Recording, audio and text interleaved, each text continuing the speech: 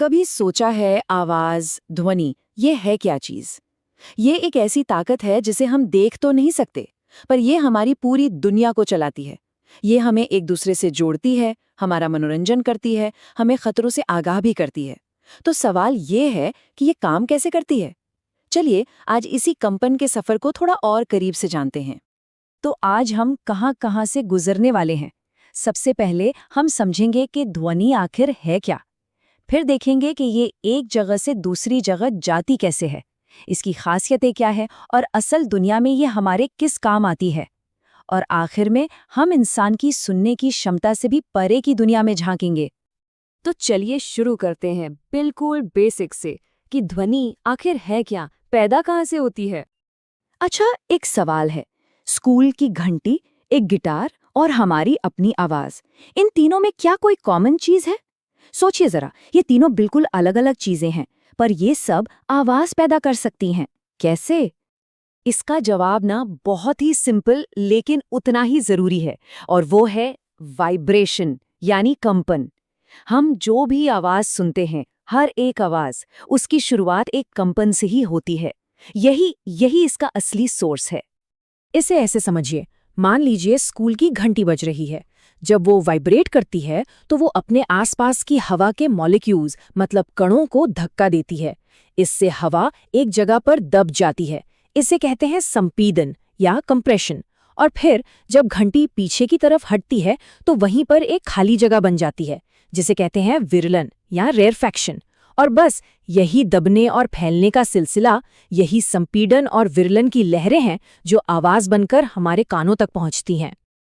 और ये जो तस्वीर है ना, ये बिल्कुल वही दिखा रही है जो माइक्रोस्कोपिक लेवल पर होता है। देखिए कैसे वाइब्रेशन की वजह से हवा के कण कहीं पर जमा हो रहे हैं और कहीं पर फैल रहे हैं। बिल्कुल बिल्कुल वैसे ही जैसे तालाब में पत्थर फेंकने पर लहरें बनती हैं, बस वही चीज हवा में हो रही है। ठीक है, तो ये तो समझ आ गया कि आवाज कंपन से पैदा होती है, लेकिन सवाल ये है कि ये घंटी से निकलकर हमारे कानों तक का सफर कैसे तय करती है? और यहीं पर एक बहुत जरूरी बात सामने आती है। ध्वनि तरंगे जो हैं वो मैकेनिकल वेव्स हैं। इसका मतलब उन्हें चलने के लिए कोई ना कोई मीडियम, कोई माध्यम चाहिए ही चाहिए।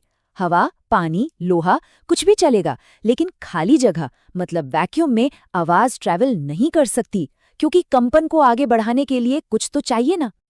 तो फिर एक मजेदार सवाल, अगर कोई दोस्त चांद पर जाकर जोर से चिल्लाए तो क्या हमें उसकी आवाज सुनाई देगी?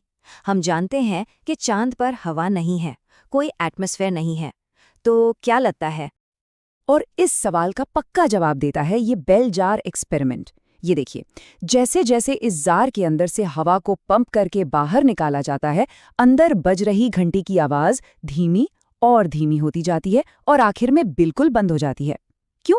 क्योंकि आवाज को ट्रैवल करने के लिए जो हवा का मीडियम था वो ही खत्म हो गया। इससे साबित हो जाता है। अच्छा, एक और बात, मीडियम कैसा है इससे भी बहुत फर्क पड़ता है। जैसे सॉलिड चीजों में, मान लीजिए लोहे में, पार्टिकल्स एक दूसरे से बिल्कुल चिपके हुए होते हैं, तो वाइब्रेशन एक से दूसरे तक फटाक से पहुंच जाता है। इसीलिए आवाज हवा के मुकाबले पानी में और पानी के मुकाबले लोहे में कई ज्यादा तेजी से चलती है। ठीक है, अब हम आवाज की कुछ प्रॉपर्टीज को समझते हैं। मतलब वो कौन सी चीजें हैं जो एक आवाज को दूसरी से अलग बनाती हैं। कैसे हम किसी गाने के सुर या भीड़ में भी अपने दोस्त की आवाज पहचान लेते हैं? तो दो सबसे बेसिक चीजें हैं। पहली है लाउडनेस, यानी आवाज कितनी जोरदार है।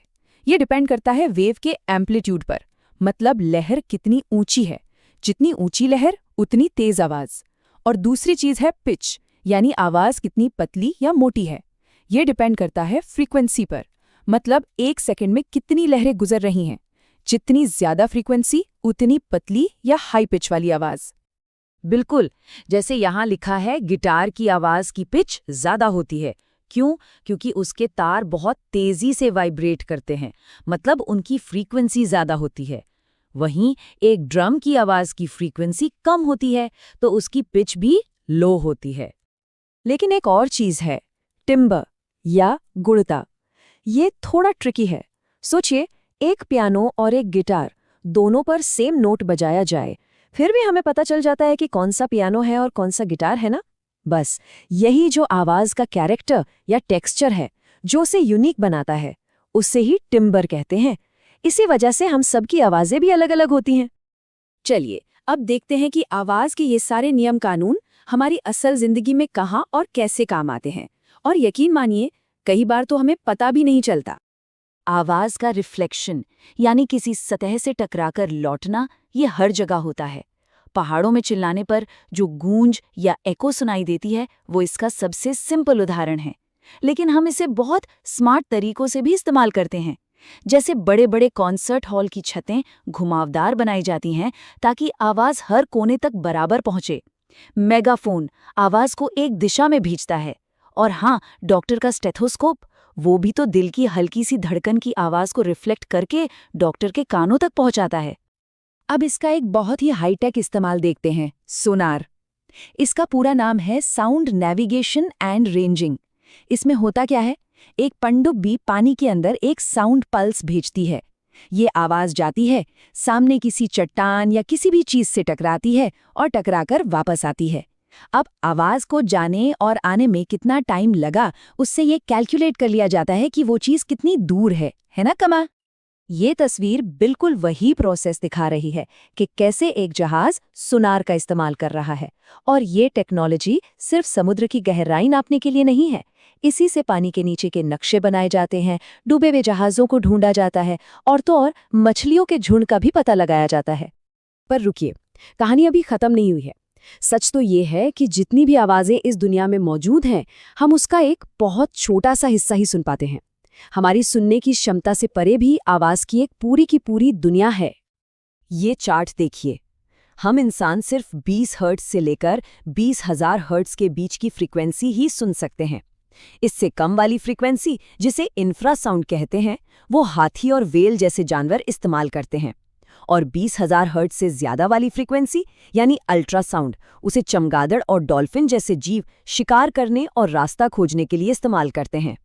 तो भले ही हम अल्ट्रासाउंड सुन नहीं सकते, पर हमने इसका इस्तेमाल करना सीख लिया है। और इसके उपयोग तो हैरान करने वाले हैं। बहुत नाजुक चीज़ों जैसे गहनों की सफाई से लेकर मेडिकल में अल्ट्रासाउंड स्कैन तक, और तो और मेटल के बड़े बड़े ब्लॉक्स के अंदर कोई क्रैक है या नहीं, इसका पता लगाने के लिए भी अल्ट्रासाउंड का इस्तेमाल होता है। और ये बहुत ज़रूरी है। सोचिए, बड़े बड़े पुल या इमारतों में इस्तेमाल होने वाले मेटल के अंदर अगर कोई छुपा हुआ डिफेक्ट हो जो बाहर से न दिखे, उसे पता लगाने के लिए इन्हीं अदृश्य तरंगों का इस्तेमाल किया जाता है। ये एक तरह से क्वालिटी कंट्रोल और सेफ्टी के लिए बहुत अहम है। तो ध्वनि तरंगे हमें एक ऐसी दुनिया की तस्वीर दिखाती हैं जिसे हम अपनी आंखों से देख नहीं सकते। ये हमें सोचने पर मजबूर करता है ना, कि हमारी इंद्रियां, हमारी सेंसेस असलियत का कितना छोटा सा हिस्सा ही महसूस कर पाती हैं। न जाने हमारे चारों ओर और कितनी ऐसी अदृश्य चीजें और जानकारियां मौजूद होंगी जो बस खोजे जाने का इंतजार कर रही हैं।